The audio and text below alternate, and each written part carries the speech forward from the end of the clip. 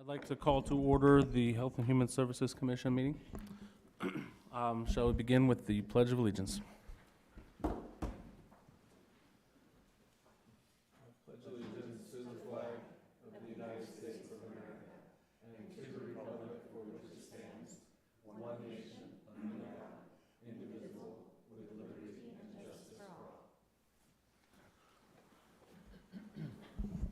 Roll call. Chairman Mitchell, Present. Commissioner Moeller, Yes. Commissioner Danford, Here. Vice Chair Kinner, Here. Commissioner Brennan, Here. Commissioner Bory. Did you? Okay. You have a quorum, Chairman Mitchell. Thank you. Moving on to item D, consent agenda. Item 1, 23-122, consideration and approval of agenda. I don't think there's anything on there, is there? So under the consent agenda, you need a motion and a second to approve the agenda and the minutes. I move that we approve both. Do we have a second? I second. Thank you. Roll call. Okay. So I have Commissioner Danford and then for the motion, and Commissioner Brennan for the second. Thank you. Roll call, Commissioner Brennan, Yes. Vice Chair Kinner, Yes. Commissioner Danford, Yes. Commissioner Moeller, Yes. Chairman Mitchell. Yes. All right, motion passes. Consideration and approval of meeting minutes of November 28, 2022. Consent agenda. Okay, great. Item E, public hearings. No public hearings. Item F, old business. We have no hold business at this time. Excellent, moving along pretty quickly. Item G, new business. This is 23-115 on the agenda. Presentation and discussion of fiscal year 2022-2023 quarter 1 and quarter 2 services provided. I think that we'll just go in order on the agenda, and the first organization would be New Leaf.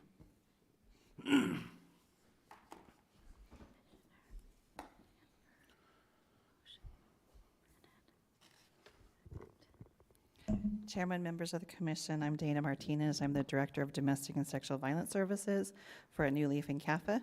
And this is Sierra Best. She's our supervisor of our outreach services. We are happy to be here today.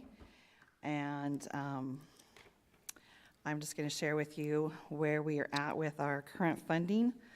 We were awarded $5,760 from the Human Service Commission to support our domestic violence services. We have what we call an emergency response protocol that we implement with law enforcement and community members who might be in need of immediate safety due to domestic violence and or sexual violence when there's like not a space available for them in shelter, or even if there is, but they just need somewhere really quick to go. It can take a little bit of time to get into shelter. And so this funding was to help us place Apache Junction residents into a hotel-motel program until we could get them somewhere safe immediately, until we could get with them and provide them some resources and services. So in the first 2 quarters of the year, we served 12 Apache Junction residents. That includes adults and children. We provided 51 bed nights in hotels, and we provided a total of 38 case management hours to those 12 clients. We have spent to date $4,253 of the grant on those hotel services. And that equates to about $83 a night, which given the rates of hotels lately, that's actually pretty good. So as we have worked with the clients, one of the things that we do is we try to provide them longer term resources or services. We've been able to assist some of those clients with getting into shelter services, maybe relocating somewhere else, a variety of placements beyond the hotel immediately. We've also asked them, were the resources we provided you helpful for you, and did it help you increase your knowledge? In quarter 1, 86% of the respondents said they'd increase their knowledge of support services, In quarter two, that was 100%. We also asked them if they've increased their feelings of safety and well-being. In quarter one, 89% of respondents said they had increased those feelings of safety and well-being. And in quarter two, only 72% of respondents did report that, but sometimes that's because they're still not quite sure if they're safe enough yet. So that's what I have to report. Is there any questions you might have for us? I have to recuse myself, remember? I was a medical director for New Leaf Okay. several years. No questions. No? Thank you. All right, thank I you. actually was going to ask one thing. Okay. $83 a night, that's pretty impressive. Do you have an agreement with any local facilities, or how are you able to use that? That's pretty good, I mean, considering what most AJ rates are right now. Yeah, we used the Motel 6 for a while at the beginning of the year. And then we also work with an agency called Safe Stays. It's actually a online booking service for victim service I'm going to providers. cut you off here just for a moment. I want to remind everyone that this meeting is recorded and available to the public. So disclosing where you house these people is not in the best interest of the public. Okay, Oh. thank you, I appreciate that. So we use a online booking site that's specific for domestic violence providers. And if we can't find a local hotel in the area or in the city, we can find it elsewhere. And so we use any of the hotels on that booking site. And that has been helpful for us too. They provide us with, fairly decent rates. So. Excellent. And then has it improved the case management? Like in terms of that program, has it helped with the case managers being able to assist our residents? Yeah, it really has. It gives us that opportunity to support them, provide those resources and services that they're needing, and then connecting them to services elsewhere. Outstanding. Did you have anything, Sierra, that you want to add? Chairman Mitchell, I have a Shoot. question. Yeah. I know many of our nonprofits receive funding from other entities, and it's usually provided in their report. You may want to ask how other funding is coming along from other sources. Okay, I think that would be a good one to ask every time we talk to the nonprofits. So, well, talk to me a little bit about other funding that you have received and how that has been coming along for New Leaf. Okay, so we receive funding from the Department of Economic Security, their DV Services Grant, through VOCA, which is Victims of Crime Act, let me see, through Pinal County and Town of Gilbert. And our services have been on track or exceeded because we've actually seen an influx in people needing services. So most of our service funders are going to be coming up for renewal in this next year. And so we'll see how that goes in the next year. Our VOCA funding is a little bit of a concern because they are expecting cuts in that for the next year, about a 50% cut due to a lack of federal litigation. That when there's federal litigants and they have to pay fines and fees, those go into the VOCA pot, the federal VOCA pot, and that has been seen a significant reduction in the last 10 years. So we are going to receive some cuts from VOCA next year, but as an agency, we have looked for other resources to help cover those costs. Excellent. Any other further questions? Okay. Well, hearing and seeing none, thank you very much for Right. that presentation. Thank you. Thank you. Next on the agenda, we have the Apache Junction Community Development Corporation.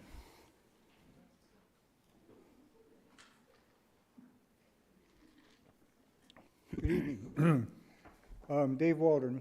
I'm just going to kind of go through our quarterly report on projects that we did and we were able to accomplish. So in the first quarter, we had 7 projects. We actually completed 3 of them. That was a quarter where we had one situation where we did quite a bit of work, and we got to the point where we were actually going to start the project and found out that the person we were talking to was not the owner. And they had how many cats? Over 45. Had over 45 cats in the house. They had to actually condemn the house. The owner lived in Mesa, and had the money, so we backed out of that project. Animal control spent several weeks getting cats out of there. We also had several smaller projects. We were only able to finish 3 in the first quarter, but in the second quarter, we had 9, and we finished all 9 of them, including Make a Difference Day. And Make a Difference Day, we had 110 plus volunteers for that.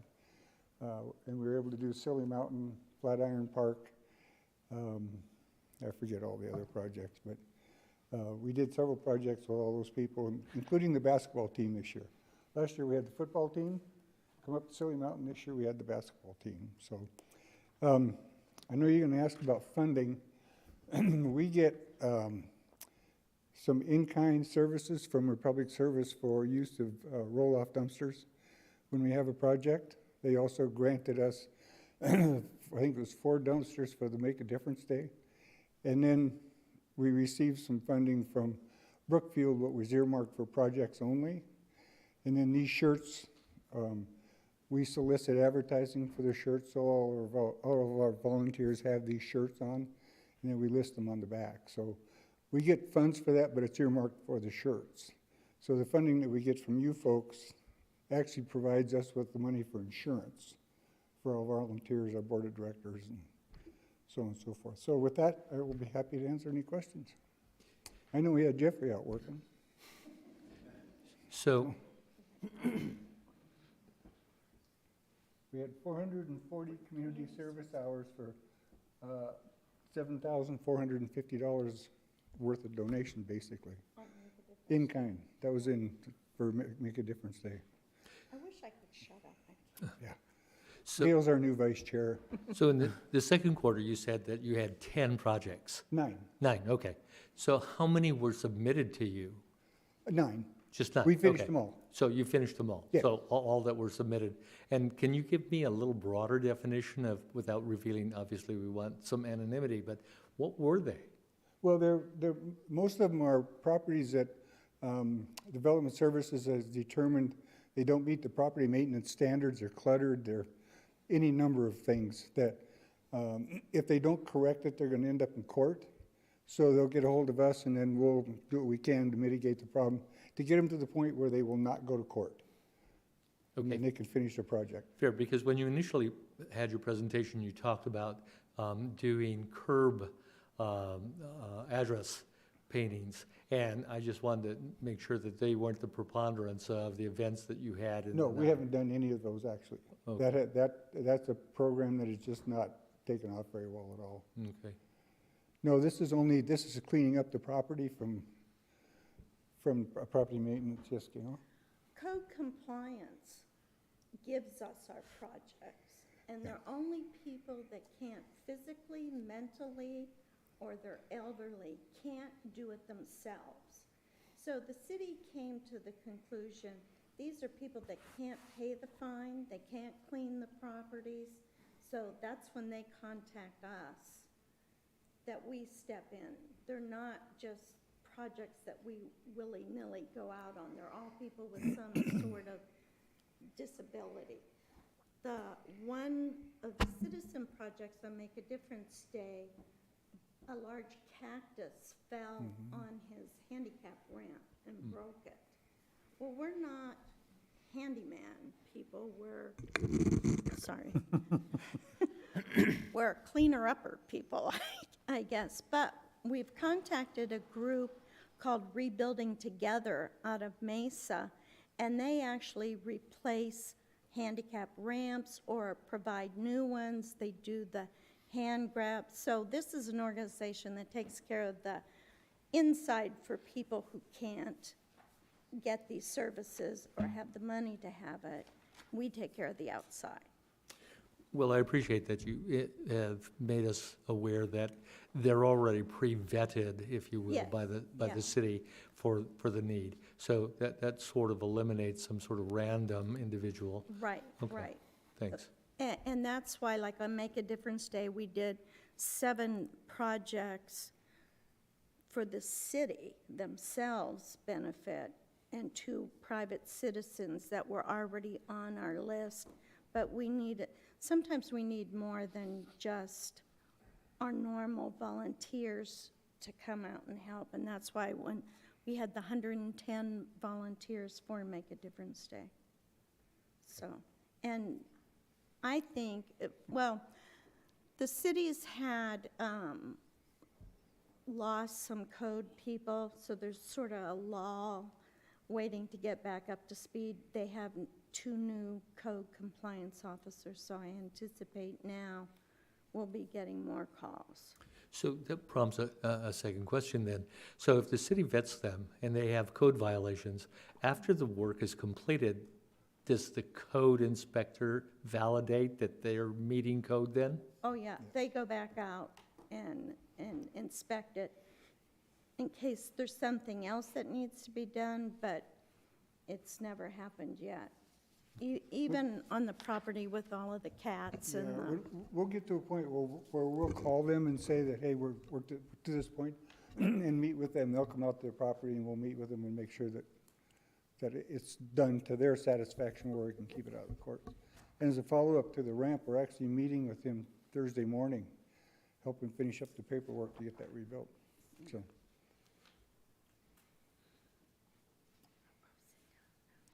Are there any further questions? Well, thank you very much for your presentation. Appreciate it. Next on the list, we have the Boys and Girls Club of the Valley.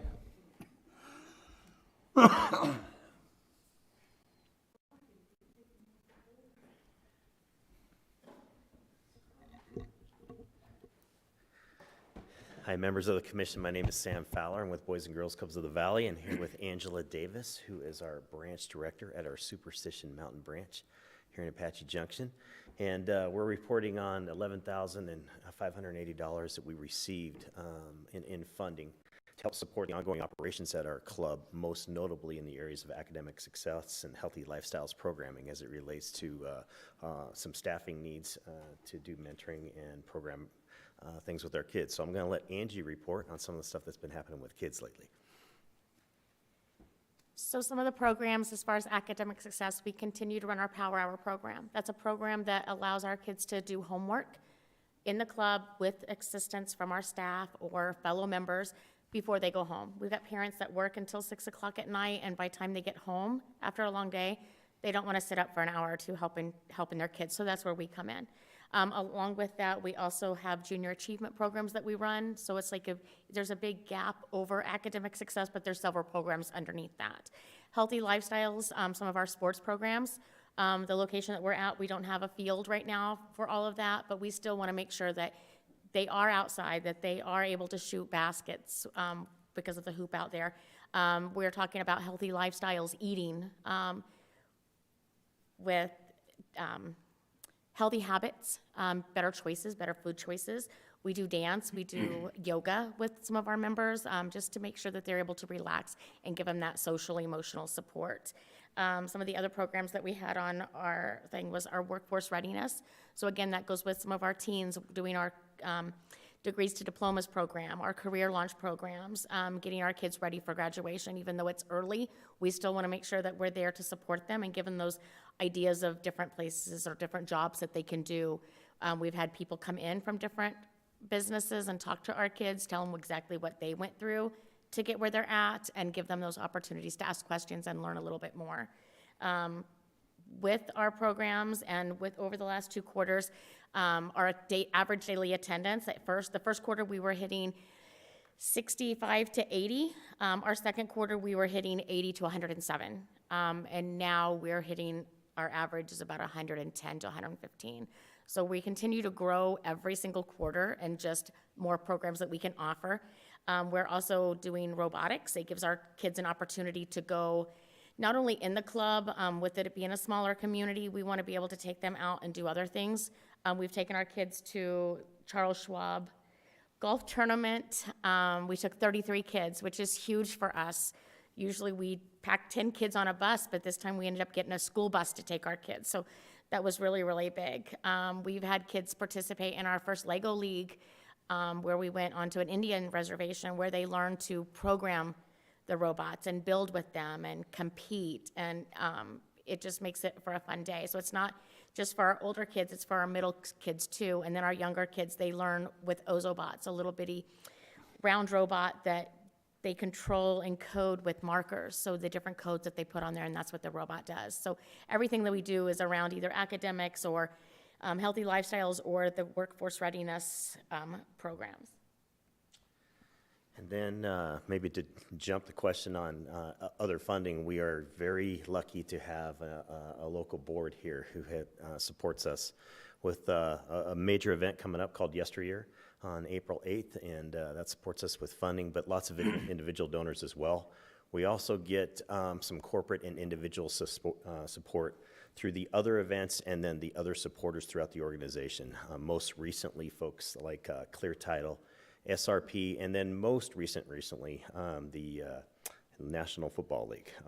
Thankful for the Super Bowl and all that they were able to help us out with, and some of those dollars are going to be earmarked now for our Superstition Mountain branch. Three questions. So you talked about homework, and that's really admirable, because if people don't do homework, then they don't refine skills, et cetera. But how do you judge whether or not that's beneficial? Do you get any feedback from teachers about grades and whether or not grades improve? So a lot of times we hear it from the parents, because we do give them an opportunity. We don't go into backpacks and check homework, so we want them to be responsible. So a lot of times we'll get calls from parents saying, hey, my child's not done their homework for 2 weeks. Okay, let's sit down and pull it out. So we want to hold them accountable, but then we also do grade checks. So it's like if they bring their report cards up and let us know, we want to know how they're doing. We do have kind of like we have a Youth of the Year program that is for our teens, and it gives them an opportunity to represent our club, represent our community, and compete for our in-house local, and then go to state and national. So with that, the grade point average is very important, and it's like even to be able to compete in that.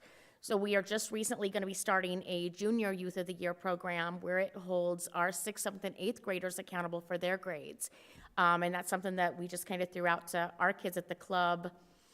I had a meeting on Friday afternoon. We talked to our kids about it. So even getting our younger ones involved in it, because those grades are important, it's like it is something that we check, and we do hold them accountable. And I've taken, whenever they come to the club at 2 o'clock, it's like, okay, pull up your portal. Let me see what your grades are. And it's like, what can we do? How can I talk to a teacher, get you a little bit more work? So it's more, we see more of that with our 6th, 7th, and 8th graders than we do our elementary school kids, but we're still on top of it with them too, because if they don't have homework and they don't bring it to the club, we want to make sure they're reading a book or they're writing a story, just anything academics and educational, because that is very important for all of our kids. And Sam was talking about the NFL, so Andre Reed came out and did a reading corner in our club that week, and it gave a library, a spot for our kids to go, so we are splitting it up and putting it in 2 rooms. So we've got plenty of books. We had a lady from ASU that came out and did a grant with us that she got book donations. So she has got 2 carts of books in every single room, because we want to make sure that they are being successful and their grades are where they need to be. Anything that we can provide to them and help them for those families that don't have books at home, however we can help them, that's how we want to support them. So the Pinell County had a document in October of 2020, and they documented that probably the 3rd or 4th major problem was school dropout. So what do you do to intervene with that issue?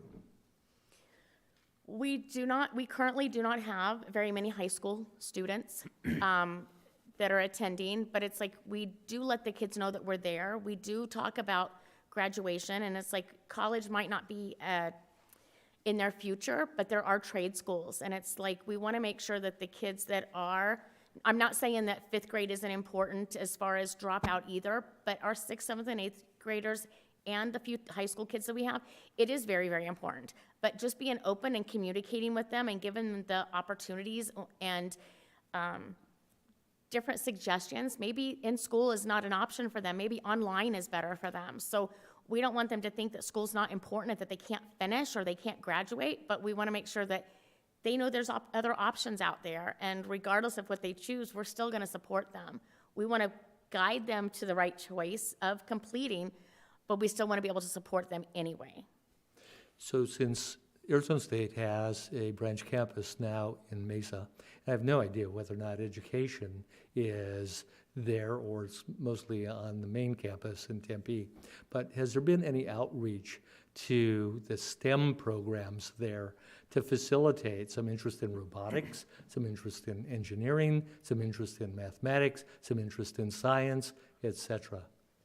Okay, thank you. It's funny you just asked, our CEO, Marcia Mintz, just had set up an appointment with the school in Mesa to talk about that exact thing. So we're just in the beginning stages of that, but now that that's fully functional, we're going to see how many of our East Valley locations can become a part of that. Okay, as well as EVIT, any interaction with EVIT? We've taken kids out to EVIT with all of like the different career opportunities they have there. And it's like some of our other stuff is through Intel.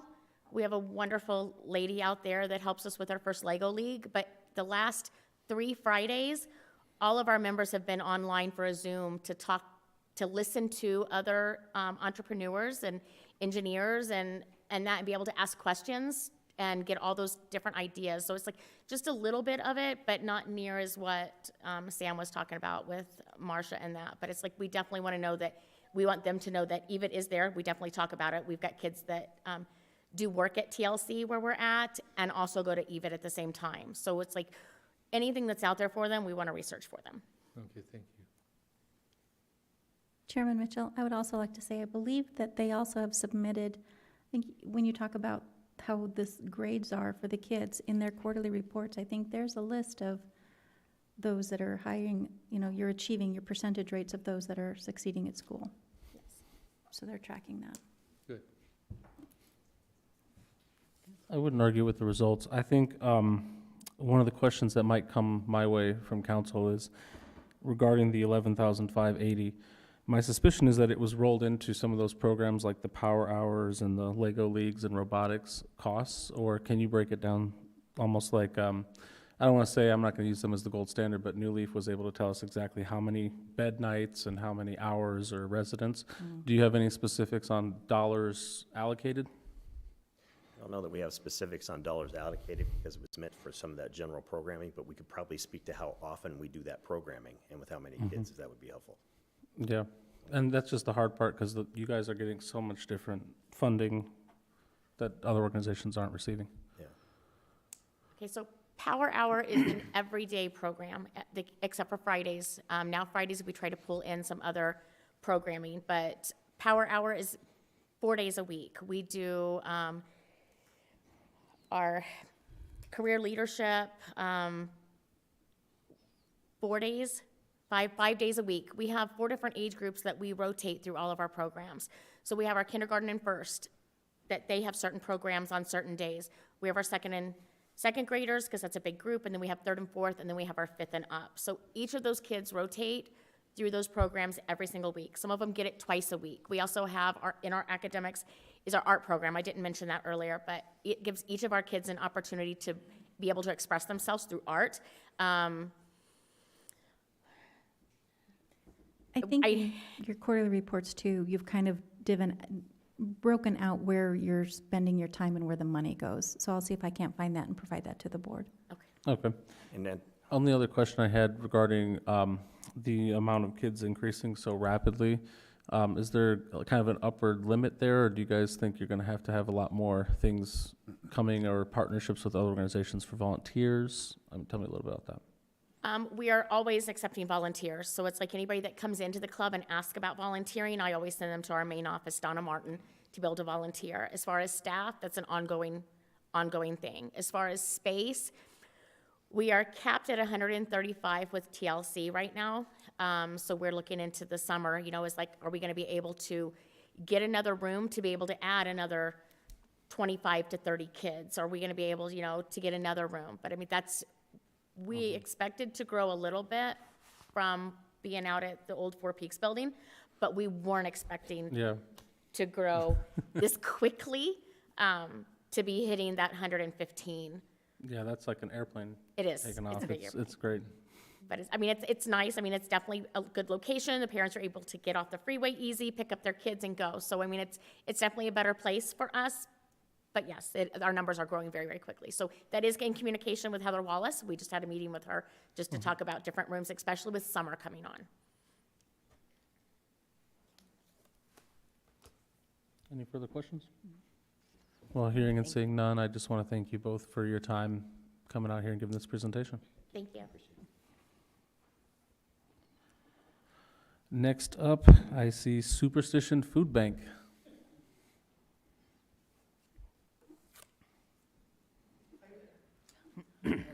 Good afternoon. Hey, Eric. Thank you. Thank you. Thank you, Eric. Thank you.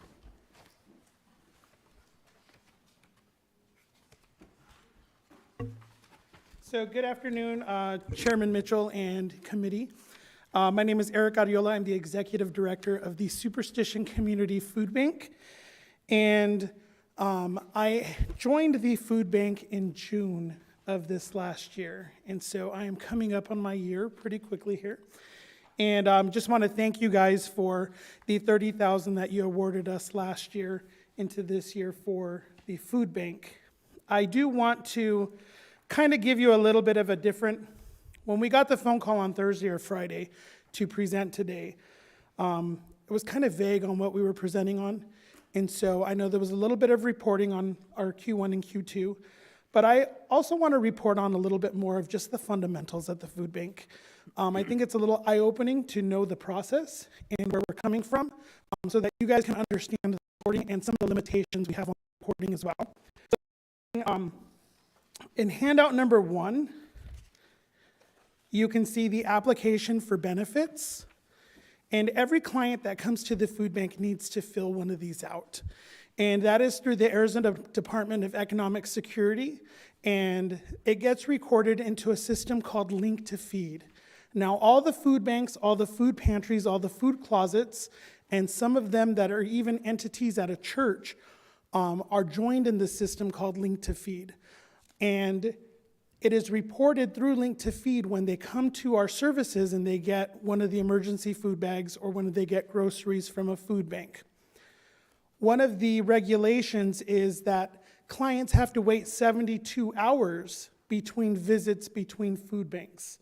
So if they come to us, they have to wait 72 hours before they go to Matthews Crossing or before they go to St. Vincent de Paul or even Salvation Army down the road. And that's just to ensure that people that need it are getting it and not just the same people are going day after day after day and basically hoarding food, because that was an issue. At the Superstition Community Food Bank, we've put in the rule that because we give out 25 to 30 pounds of groceries per individual, they can only come twice a month with us. So in a quarter, our clients from Apache Junction can only come 6 times, right? Twice a month times 3 months, 6 times. So there are regulations, there are guidelines that we like our clients to abide by. The process is they come in the back lot, which is directly across the street from here. It's a dirt lot. They go up and they wait in 4 different lanes, and often the lanes will go into Superstition Boulevard. Our volunteers will get their name, their date of birth, and the amount of people in their household.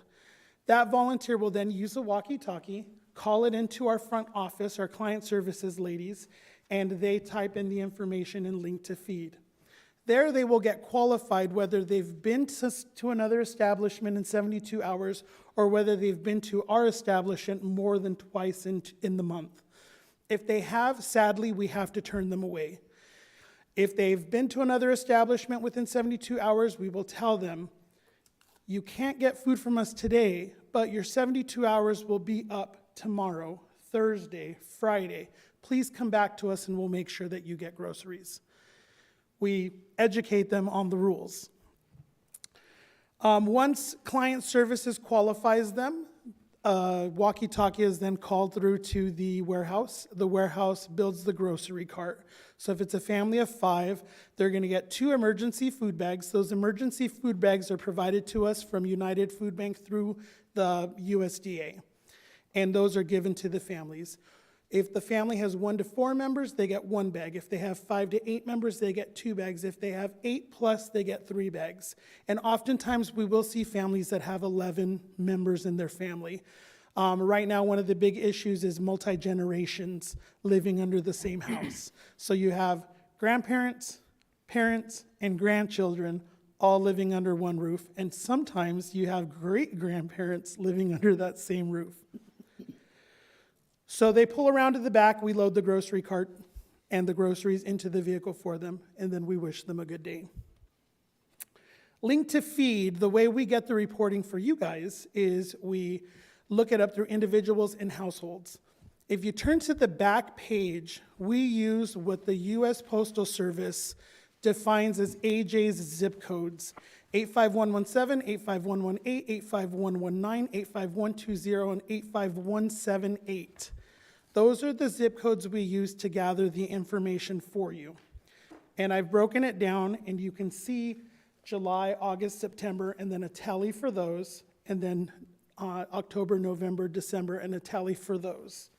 So if you're reading it across, in Q1, we saw 6,035 individuals from Apache Junction, and that is an accumulated total of households of 2,158.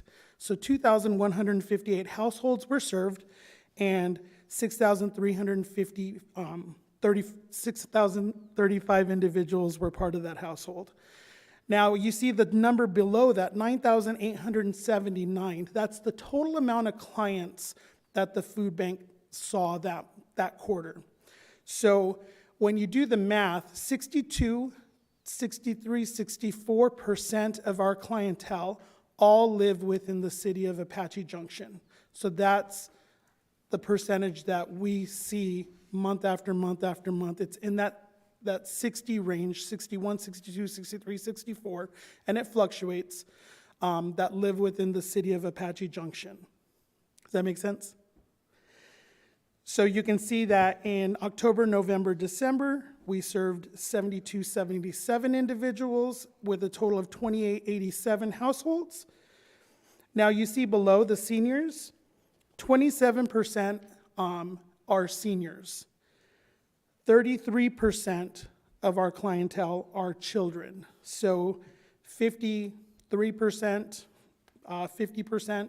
of our overall food is distributed to children and to seniors. And then the other 50% is that larger age group of 19 through 59. So I was taking notes on what some of the questions being asked were. And so some of the things that we do emergency food bags and we do emergency groceries. That's when people don't have food, they come to the food bank, right? We offer holiday meal kits. We call them the take and bake kits that have, for Thanksgiving, it was turkeys, mashed potatoes, stuffing, green beans, everything that normalizes the holidays for our clients. You know, give them a little bit of joy. We also offer what's called CSFP, which is the Commodity Seniors Food Program. You have to be over the age of 60 to be placed on that program. Currently, we have a waiting list because they will only allocate so many spots to us, and we have a waiting list to get on that program. So if somebody moves out of the area, if somebody passes away, or if somebody decides that they're no longer in a position where they need to accept the food, they will drop off the list, and the first person on the list will be moved on. And so that waiting list is probably about 25 individuals strong right now, and we just keep adding to it. Eventually, when United and St. Mary's will see that our waiting list is so huge, they will open up more spots to us. And what that senior program allows is those senior individuals that are on the program, they can now come to the food bank 3 times that month, twice on a regular visit, and once to get the senior commodity food box. We have spent, since July of last year, we've spent $59,268.83 on food purchases. We've received 7,500 of our grant money from you, and of the grant money that we have earmarked, we've spent $9,975.94. So we're in the hole until you get us our check. And then you'll see I've also included a couple of pages in there. One is the United Partner Agency Handbook. The other one is the Voluntary Confidentiality, which is Arizona Department of Economic Security, HRP 1016A. And that's where it really limits the information we can give you. I know that at some point we were asked if we could give you names and addresses of residents that are receiving aid from us, and we are not allowed at all to give that information. Not only would it violate our contract with United Food Bank, but it would violate our contract with Arizona Department of Economic Security. And so that's why we cannot provide you guys with that information. I would invite every single one of you to stop by the food bank in the morning and then come back in the afternoon. It is a magical place. In the morning, we take all the food in, we sort it. We determine if it's good enough to give out. And then in the afternoon, the people line up and our shelves go bare. So it is just like the tide coming in and going out every day. And it is really magical. And if you've never been there, I would invite every single one of you to come down and see exactly what we do. But we do thank you for your guys' support. So I'm the bad guy that's asking all the questions. That's fine. So I have a few that were prompted by your statement that you have a waiting list and 25 people are really turned away. What happens to them? So they're not turned away from our normal food boxes. So we tell them, you're going to get more by coming to our normal distribution than you would by getting the senior commodity box. Okay. In actuality, they are. The Okay. commodity box has beans, lentils, rice. It's a box. Right. And it has salmon and tuna and peanut butter. It has the staples. But when they come during normal distribution, they're going to get tomatoes and lettuce. And, you know, I love everybody in here. When Trinity has an excess of lettuce or, you know, veggies, she sends them over to us. When I have an excess of something that I can't give to one single family, I send it over to her. We work hand in hand, and we do that with a lot of agencies in the area.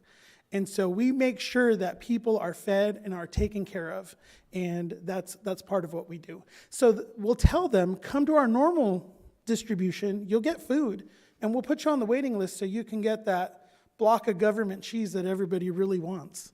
Because that's what they want, is that block of cheese. So, Yeah, nice protein. So, but that senior population has a higher predisposition to numerous medical problems, predominantly diabetes. So what's done to make sure that whatever's being given to them is not only able to feed them, but isn't going to send them into diabetic ketoacidosis? right, so, I mean, we can give them all the good food that we want. Obviously, they have to eat it in moderation for... But that isn't my question. I appreciate that, Well, that they need to be wise about what it is they eat. But Correct. what I'm asking is whether or not you then exclude things like lots of potatoes and breads and things like that. No, because, I mean, unless they specifically tell us we don't want those items, we don't know we don't have a chart, Okay. doctor. Like you have a chart that you see. We just know that they qualify and we're going to give them groceries. So sometimes they tell us we are gluten intolerant. So don't put anything that is wheat or bread or anything. And in those cases, we will pull that stuff out of their basket.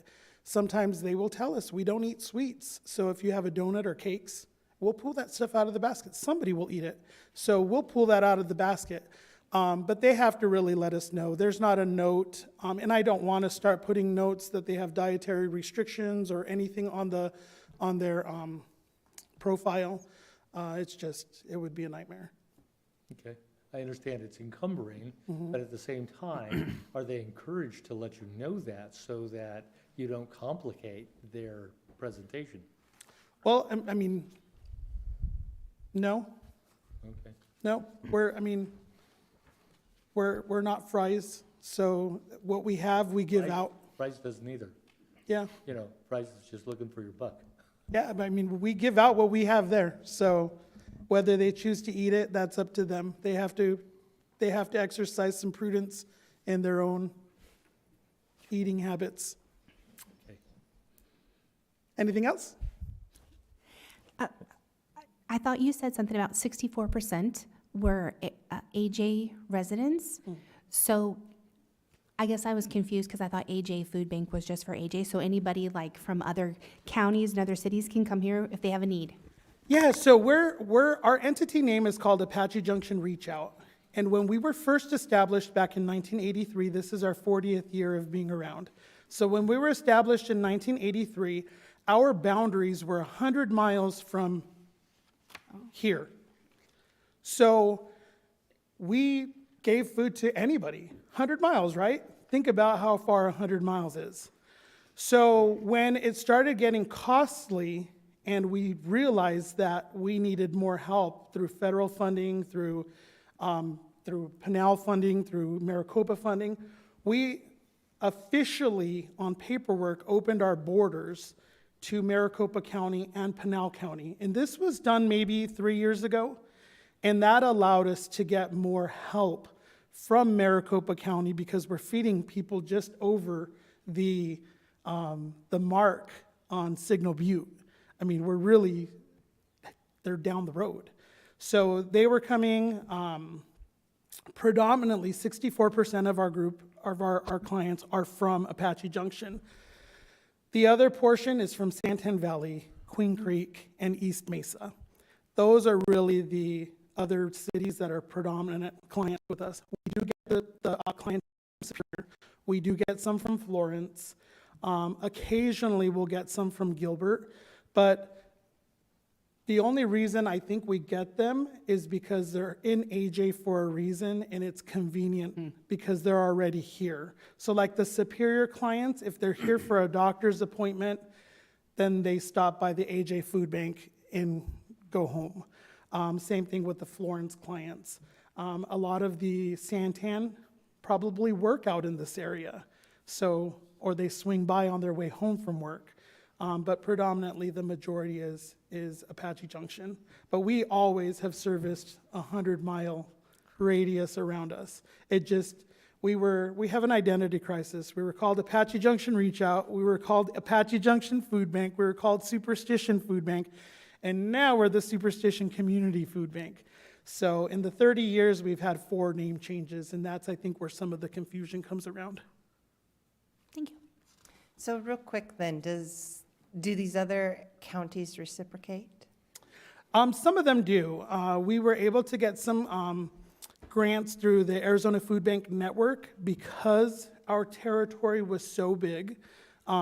So we were, back when COVID was going crazy and we had the National Guard, we were able to get a couple of $100,000 grants, and that allowed us to really buckle down, really fix some infrastructure issues like our freezers and our fridge, expand. That allowed us to do those types of things. Okay. But yeah, because we opened it up and said that we're now helping Maricopa County when we always were, we were able to get some of that money through the Arizona Food Bank Network. And then can AJ residents go to another county as well? Oh, absolutely. Okay. Yeah, All right, thank you. yeah. We just want to make sure people do not go hungry. So zip codes 85117 and 85178, those are, By the United States Postal Service, those are zip codes within the AJ boundaries.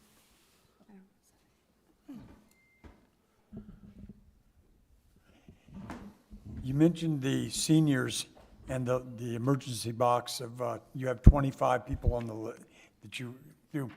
Who determines that number of 25, and can it be expanded and who expands it? Yeah, so I briefly touched on it. United Food Bank and St. Mary's are the way food banks work is there's one food bank over the nation called Feeding America. Okay. Then underneath that, each state has entities that are broken into regions. And so in Arizona, United Food Bank, St. Mary's, Food Bank of Yuma, and Southern Arizona Food Bank are the 4 reporting agencies under Feeding America. Then smaller food banks like us, we fall under one of those regional food banks. So St. Mary's started the Senior Commodity Food Program in Arizona, CSFP, and so they've really been the leader of that whole program. United started taking over some of the burden from them and started creating some of those boxes. And then United's been bringing it to our food bank because they're our reporting agency. We report to them. And so when United sees that our caseload has a wait list of 25 people and we're constantly hitting that 102 that we currently serve, they will open up more allotment to us and we will take people off of the wait list. It takes about 3 months of being constantly growing your wait list and hitting that 102 mark in order for them to open up more spots for us. Okay. But that's basically where they determine that. Thank you. Anything else? Well, thank you, guys. I left you my card, so if you guys have any questions or want to come visit, I am more than happy. Before you go, the questions, the last page has the statistics for AJ. I've noticed sort of an upward trend. I mean, November was the highest, but December is also pretty close. Is that just the holiday food giveaway, or is that kind of going to be, do you foresee that trend continuing in the future? I don't know what to, the trend right now is really odd. It's really odd. And it's strange because a lot of our clientele are what we would classify the working poor. Like they have jobs, they just cannot make enough to actually provide. So some months they have to utilize the food bank, other months they're fine. Some months they utilize the food bank, other months they're fine. So we have seen an increase steadily, but it kind of goes like that. It's not just a straight arrow up. Some of it is winter visitors being back in town, the winter months, the seniors, you know. Yeah, I wish I knew, yeah. There, is it at all correlated with the inflation rates or anything like that? I mean, certainly, everything is more expensive. We have food drives all the time, and our food drives are bringing in less and less. Doesn't mean that people aren't spending the same amount that they normally would for a food drive. It's just not buying as much cans or, you know, non-perishable food items. So just the dollar doesn't stretch as much as it used to. And so our food drives have been less, you know, just, yeah. I don't know what else to say. Yeah. You know, everybody's dollar isn't going as far as it used to. That's why we're all in the situation here, right? Well, thank you for everything that you do, Eric. Thank you. Yep. And next we have Genesis Project.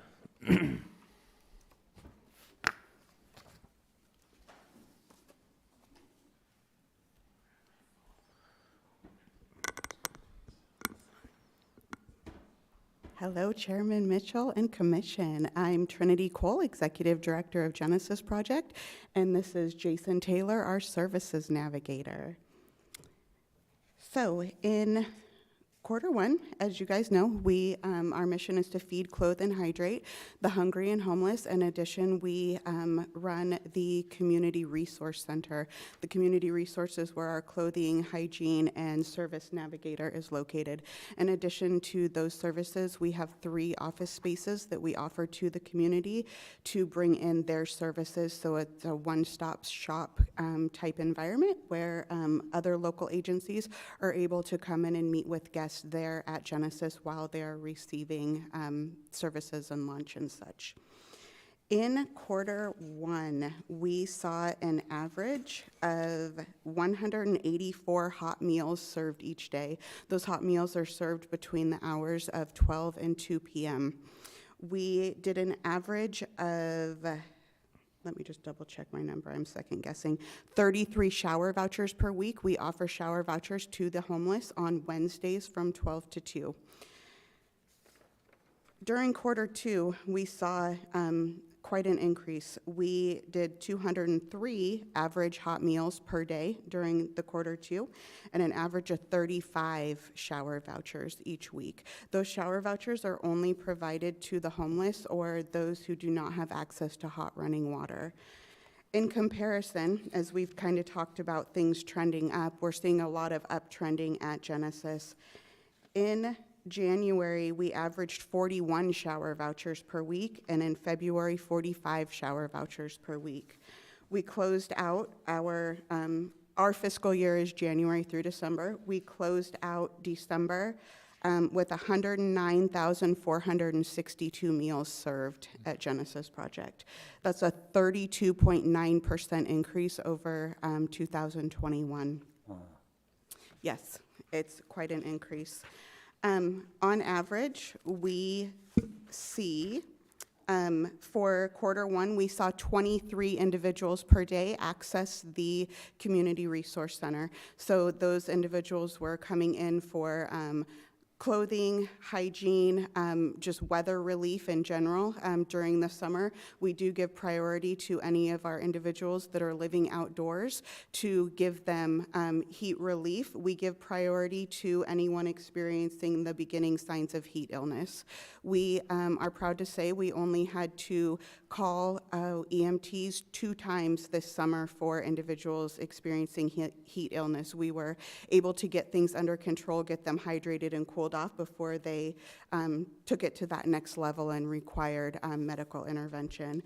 In quarter two, we saw an average of 27 people per day accessing the Community Resource Center. I asked Jason to be here today as the services navigator. He is going to be able to give you a better idea of the services that he is providing with the funding that you guys so generously awarded to us for this quarter. I will say that 52 individuals were served in that 3-month period that were successful referrals and such, and I'll let him touch on that. In quarter one, I had reported that we had obtained IDs and birth records for 23 individuals. I changed my reporting up a little bit because it's not just birth records and IDs. We want to be able to give you all a full picture of all of the services that are provided over at the Resource Center. We do currently have pretty consistently 5 outside agencies that are showing up week after week and providing services. That's healthcare services, mental health services, veteran services, phones and tablets, which is just a huge thing. And then we also have housing. So we are still partnering with housing agencies. So I'm going to give Jason an opportunity to share before we take questions. Hello, committee. Excuse me. Just to share about some of the specifics that we've been able to do with this program since we've started. Initially, we did start helping people, basically IDs and birth records. The first aspect of it was to get people to be able to identify themselves, to be able, without an ID, it's impossible for them to, if they do have to go in for an agency or to get ahead with anybody or for more funding for whatever they may need. So IDs were first. Also, if they do have income coming in, then they are eligible for the housing. They have to have an identification as step one. So we wanted to get as many people as we could. Now that we've been around almost a year, we're seeing more of those people come back to us. We're helping them. A lot of people are wanting to look for work now. A lot of them may have got IDs, but now they want their birth certificate. We've helped people get Social Security cards. I've referred people out into the community to small business owners who have work available. I've also been working, as she said, with housing with another agency getting people qualified for, for housing, and get them, once they're approved, then they meet with that agency and they do the process to get them into a place and get them off the street. I do have some of them that have been approved, and I was taking them around last week and helping them look for apartments and helping them in that process. I've had a elderly woman who lost her trailer and was able to work with her and get her signed up for access, and she's placed now in an assisted living. I've helped people sign up for Social Security, for their benefits, for disability, and any process that they need. Most people aren't computer literate, so I will do the process with them, and a lot of times they ask me to do the interviews with them, so I'll sit on the phone and kind of help explain their situation to them. So we really, my goal is to really walk with them from IDs, from step one, through getting them processed and getting them, to the next step, whatever that may look like. We've taken people to the hospital that were ill and at a point where they could not take care of themselves. Whatever that process may be, we want to be there and work with them. I have noticed that a lot of people that we have helped are starting to refer us within the community. So people are coming in not just from agencies, but from other homeless and low income, and people that have used us have said, hey, if you go to Genesis, ask for Jason, he can help you with X, Y, Z. So Jason, I was one of those that questioned your time with navigation as being pretty limited because you only have a couple hours, 4 days a week, correct? I'm there 4 hours a day, 3 days a week. Oh, okay. So I'll set appointments in the morning a couple hours before Genesis opens for service. And then when we are open, if I have somebody that wants to, needs to go get an ID, I'll gather 3 or 4 people and take them at once. Or if it's something like DES, it'll be a large appointment with the next morning or in that week. So there's a real impending crisis that's going to come to us, a tsunami of individuals that are going to be thrown off of access. And that's a big issue. I used to be president of the Arizona Psychiatric Society, and I wrote the governor about 284,000 people that were thrown off of access in 2010. Criterion that they used were that they were single childless adults. They didn't consider the severity of their medical illnesses or any of that. That was a real problem for most of us in medical specialties, and we coordinated with the Arizona Medical Association, et cetera. But this really is an issue, and I believe that the latest report in the newspaper was that 600,000 plus Arizonans face that prospect pretty soon. And are you all invested in trying to make sure that people re-qualify and are eligible to receive their access benefits? We will help anybody apply for, we've helped people apply for access, for food stamps, for any program that they need help with. That is my main goal, is to get them, whatever their next step, however we can assist them to, if it keeps them in housing, gets them into housing, provides medical care, whatever the next step is. So yes, go ahead. Just to speak to that a little bit, a lot of our homeless guests receive their mail at Genesis Project. So when they receive those letters from DES and they don't understand, they will bring it to me, they'll bring it to Jason, they'll say, what do I do now? And he's able to say, okay, you have 14 days to reapply, you need to show them a picture of this, we need to get a copy of your Social Security determination letter, and so he's kept a lot of people on benefits just based on them receiving their mail at Genesis and not understanding what that letter is saying to them. So a lot of them will open those letters from DES, from Social Security, from unemployment, and be able to say, I don't understand what this says, can you help me? And so he's kept a lot of people on benefits just based on that. Just on Friday, he called me and said, I got a call from DES, XYZ needs to go down to DES and show a copy of his driver's license, or he's going to lose his food stamps. So I was able to get a hold of him on Friday. He was there when they opened this morning, and he kept his benefits. So we are fully vested in keeping people qualified at all costs. Good. I'm glad to hear, honest. It's important. Okay.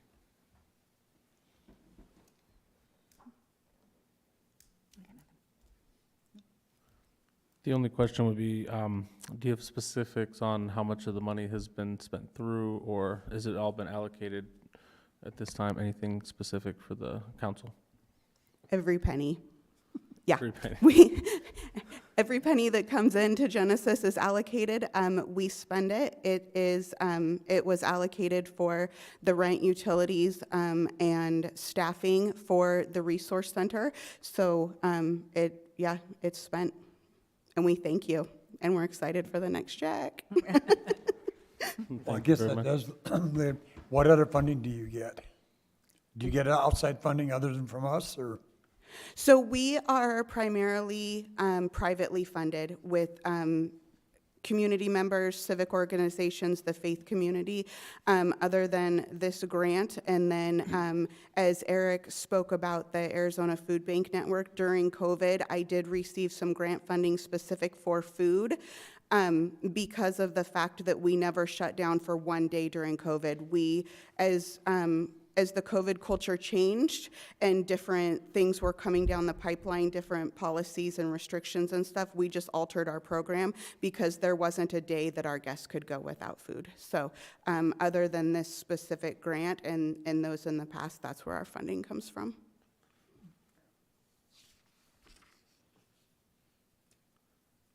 Okay, well, thank you very much for your presentation and for all that you do. Thank you. So I did hear from Jennifer that the Salvation Army does not have a representative here this evening. So I guess we will move on to information and reports. Item 23-116 on the agenda, announcement of community events. Anybody else on the commission like to announce upcoming events? Yeah, I want to bring forward a couple of issues that were sent to me. And one is help victims of domestic and sexual violence distribute shoe cards. Shoe cards are an acronym. They were made so that victims, women, could hide these cards in their shoes so that their abuser couldn't readily find them and then have access to them, retrieving them out of their shoe and using that to make contact with a resource. And so contemporarily, people aren't hiding it, I don't think, in their shoes exactly anymore, but probably in a purse, a wallet, a coin purse, what have you. But there is a source, and it's Against Abuse at 119 North Florence Street, Casa Grande, Arizona, 85122. And the phone number there is 520-836-1239. And you can also get this with www.against-abuse.org. But I think that would be a really good resource, and the incidence of abuse is sadly climbing, and I believe that's a nice resource to have. The other one is the one that is growing perilously all the time, and that's the opiate fentanyl issue. And the state, Arizona Department of Health Services.gov, has what's called an OR line.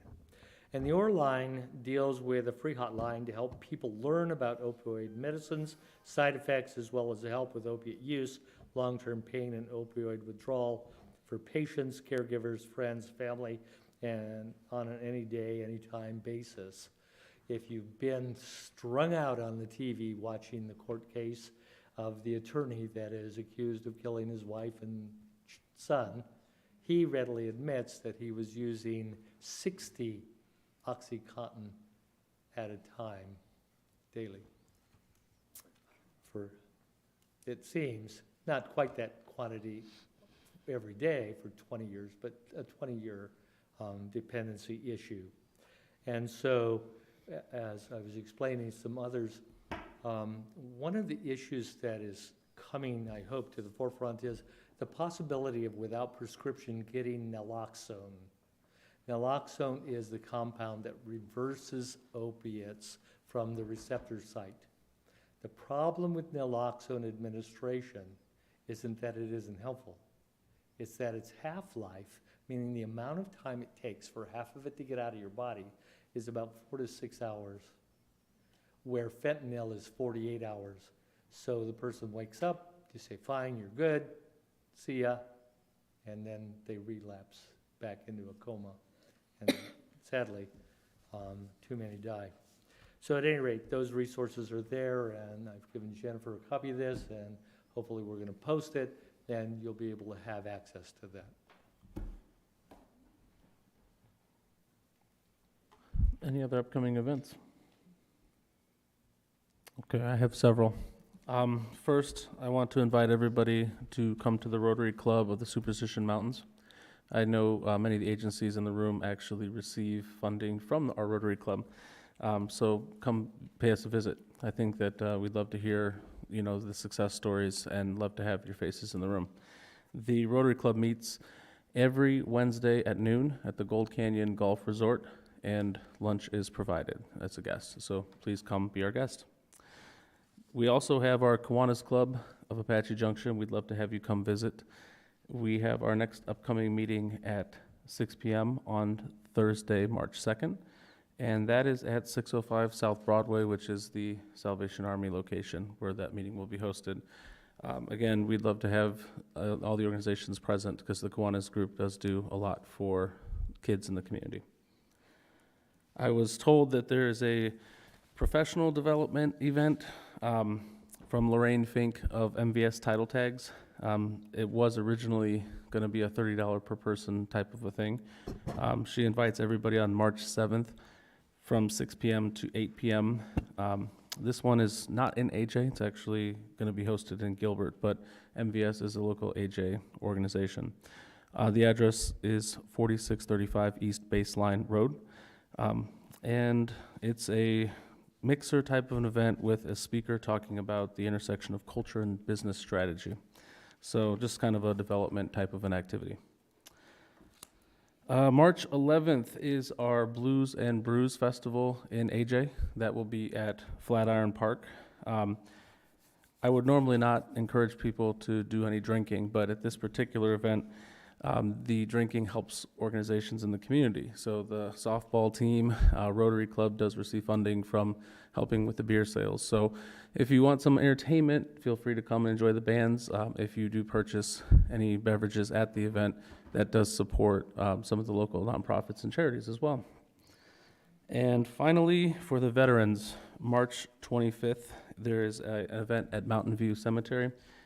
It is called the 50th Anniversary for Vietnam Vets Celebration, and that goes from 10 a.m. to 4 p.m. The address there is 7900 East Main Street in Mesa. So that event, I believe, is going to have like the different bands and speakers, presentation of colors. So any vets would have a great time there, and anybody who's interested in supporting our veterans. And with that, that is the end of our announcement of community events. So then we'll move to item J, or actually, sorry, item I is the staff liaison support. Jennifer, do you have anything? Sure. So as you may know, that the council wanted to discuss the membership numbers on this commission as well as increasing the funding. At this time, while the legislature is still in session and they're still looking at, even though the governor vetoed this, there's always a possibility of a striker bill to remove the sales tax. So the city at this time decided that there is another $25,000 to $45,000 that the Park and Rec Department receive as part of our Health and Human Services funding. And that money goes towards the transportation and the meals and providing an area for the seniors to receive meals. So JJ Underwood is in charge of that program.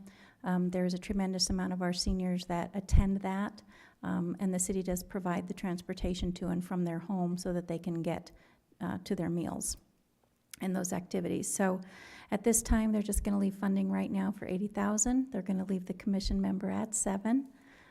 But it is on their radar to look at increasing the funding, especially since everything is going up. So that was last Tuesday night. And then the next item on your agenda deals with the March 27th Health and Human Services meeting. And that is where this commission will have had a chance to look at all the applications that we have received for funding and score them with the matrix that is provided in your packet that we will send you. And then that is where you will interview the applicants and see how they're partnering with other local nonprofits in the area or other organizations that help our residents in this area.